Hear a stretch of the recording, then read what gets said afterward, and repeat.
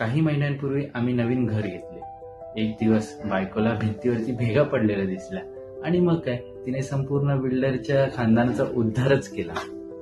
आणि तेव्हा मी जे तिला समजवलं तेच मी आज तुम्हा सर्वांना सांगणार आहे. नमस्कार, माझे नाव युवराज पाटील. मी एक सिव्हिल इंजिनियर आहे. सगळ्यात आधी एक गोष्ट लक्षात ठेवायची आहे, ती म्हणजेच प्रत्येक भेग धोकादायक नसते.